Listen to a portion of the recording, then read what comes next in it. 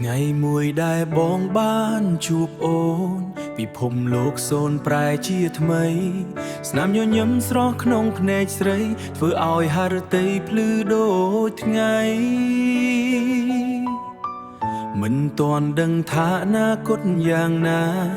តែចិត្តប្រាថ្នាដឹងតែមួយថាចង់ឲ្យថ្ងៃស្អែកទាំងអស់មានអូនស្មងនៅក្បែរប្រលឹងបើផ្លូវវែងឆ្ងាយប៉ុណ្ណាក៏ដោយបងមិនត្អូញត្អែឡើយជាមួយស្រីទោះមានភ្លៀងផ្គរឬព្យុះភ័យយើងកាន់ដៃគ្នាមិនព្រមលេបេះដូងមួយនេះចង់ថែអូនចង់សងសុបិនស្ងួនជាមួយគ្នាថ្ងៃស្អែកយើងកាន់ដៃពុំរញរាសាងគ្រួសារដ៏កក់ក្ដៅមិនត្រឹមស្រឡាញ់ថ្ងៃនេះទេតែសន្យាមាសមេស្រឡាញ់យូរតែសន្យាមាសមេស្រឡាញ់យូរគ្រប់ជុំហ៊ានជីវិតទោះហត់នឿយបងចង់កាយក្បែរអូនរហូតទៅពេលមានរូបអូននៅក្បែរកាយចិត្តបងសប្បាយនិងស្ងប់ល្អសំឡេងបេះដូងលោតសាប្រាប់ថាអូនគឺជាចំណង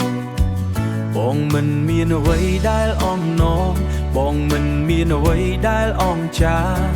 មានតែភក្តីផ្ញើជូនប្អូនបងនឹងខិតខំមិនឲ្យសូន្យដើម្បីអនាគតយើងទាំងពីរប្រសិនបើសុបិននៅឆ្ងាយពេក